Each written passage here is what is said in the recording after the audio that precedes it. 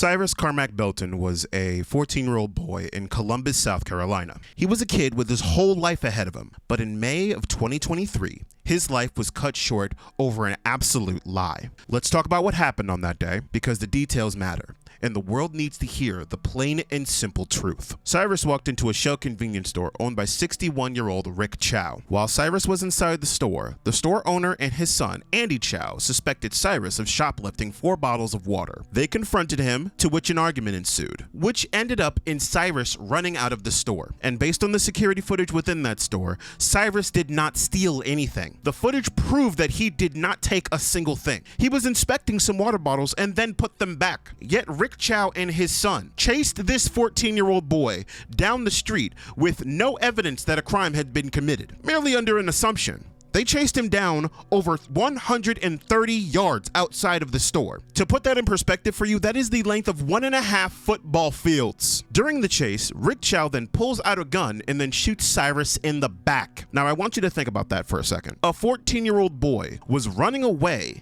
and got shot in the back. And the verdict was returned by the courtroom, and the jury deliberated, and they found Rick Chow not guilty on all charges, including murder. The defense argues that this wasn't about the water bottle. They claimed Cyrus had a gun and pointed it at Chow and his son during the chase. So the father made a split-second decision to protect his family. The prosecution acknowledges that the firearm was found near Cyrus, but they made it clear that it fell out of his pocket during the run. And multiple independent witnesses testified that they did not see Cyrus holding anything, and they never saw him point a weapon at anyone. And during the closing statements, the prosecutor literally placed a water bottle on the table during the closing arguments and told the jury that at the end of the day, Rick Chow believed a human life wasn't worth more than that. As a black man, I'm going to tell you this right now. I'm not going to downplay the racial aspect of this tragedy for anybody's comfort. I do not care if it makes anyone uncomfortable. I am going to talk about this. There are so many people that are willing to look at injustices that happen like this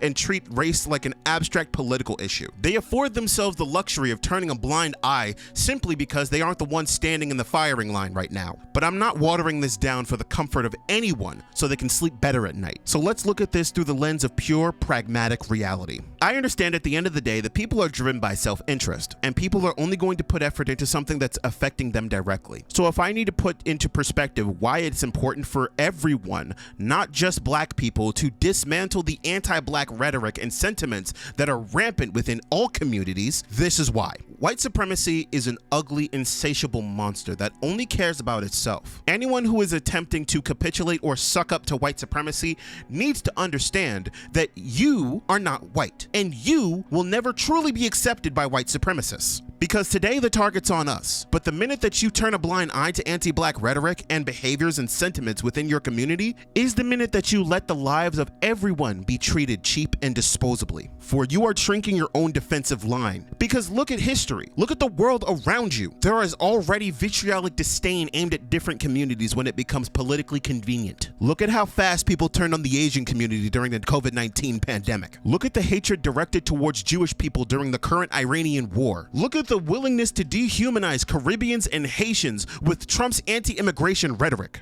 and his active targeting of homosexuals and trans people like it's a fucking Olympic sport at this point. Look at the Hispanic and Latino communities that are facing the terror of ICE raids right now. The minute that we allow ourselves to justify and ignore the plights of other human beings is the minute that we rip ourselves from our sentience and humanity ourselves. Because never think for a second that you are safe just because you happen to be on the right side of the pendulum at that exact moment. When it swings, it will hit you, and no one will be there to pick you up.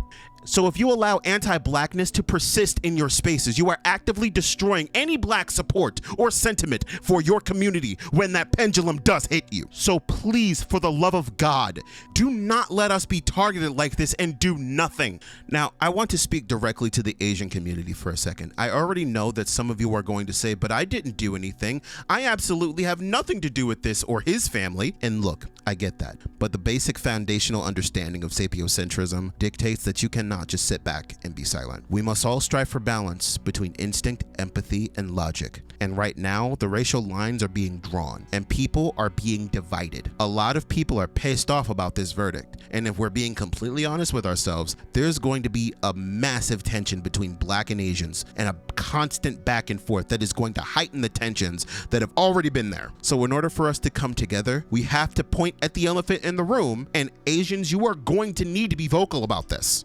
I know some people are going to say that this is unfair and stupid, but human beings are emotional creatures, and when we are in a time of crisis, acknowledging and validating the trauma and emotions of the people that are around you is the first step to healing. Think about this in the terms of pure historical survival. During World War II, when the Nazi regime was tearing through Europe, there were underground resistance networks, like the Dutch resistance, who risked everything to save people from being wiped out. Those resistance safe houses didn't just stay quiet and blend in. They used specific, deliberate visual signals to let people know that were fleeing for their lives that they were safe. They hung flags of acceptance, letting their neighbors know exactly who they are. When I tell the Asian community that you must be vocal and disavow this verdict, I am telling you, you must hang the flag of acceptance. Because if you don't, how are we supposed to know that you're not the enemy? As a Black community, we will do this as well. We make it very clear where you stand with us. And this goes for anyone, whether they be Asian, Hispanic, Middle Eastern. And we are willing to let people know that we are willing to help anytime that people need it. But understand this cycle has been going on for way too damn long. And we are absolutely not going to be the ones to reach our hands out first this time. You need to let us know that you are able to be trusted, because if somebody is able to shoot down a member of our community like this, and the killer is able to get away scot-free, I'm not taking any hands blindly, because that puts myself in line of the firing squad. So this is your move. We must stand together, regardless of race, religion, color, creed, sexual orientation, or gender identity. Standing in solidarity isn't just a favor you're doing for Black people. You are building the foundation of coexistence and structural equality. So please, let us all work together as a collective to make sure that we as humans are putting our best foot forward. And let's be entirely clear and realistic about what accountability looks like. We aren't talking about harassing people or completely throwing away a friend because they made an off-kilter joke or said something clumsy. This isn't about being the internet thought police. It is about proportionality. It is about making people understand that the words that we choose to spread have real and heavy consequences. If you are out here spreading hate speech, dehumanizing individuals, and leaking vitriolic hatred into the room, you cannot be surprised when you are cut off. And this goes for people sitting on the sidelines too. Those individuals who are drip feeding these people attention and validation, laughing alongside them just to keep the peace. We must, as a collective, stop tolerating intolerance. Racial hatred is not a difference in opinion. It is not a perspective from someone who grew up in a different time. Stop giving it a pass. When you tolerate that kind of vitriol, you are letting an infection take root in your circle. It is a fungus. It's like gangrene. When an arm goes gangrenous, you don't just sit there and say, well, I've had this arm for so long, let's see if it gets better. No, you cut the bitch off.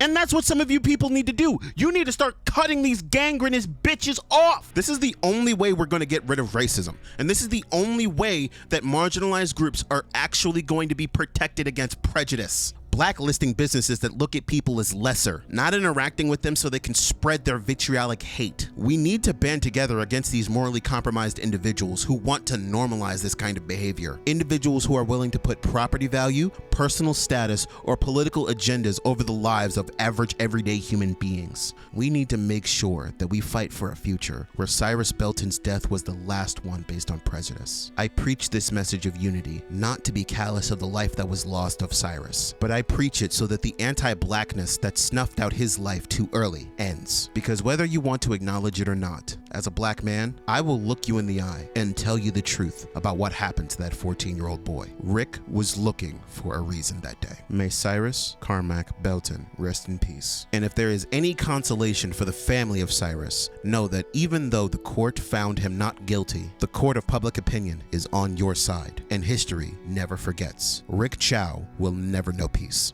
just as Eric Garner never knew peace the day he took the life of Trayvon Martin.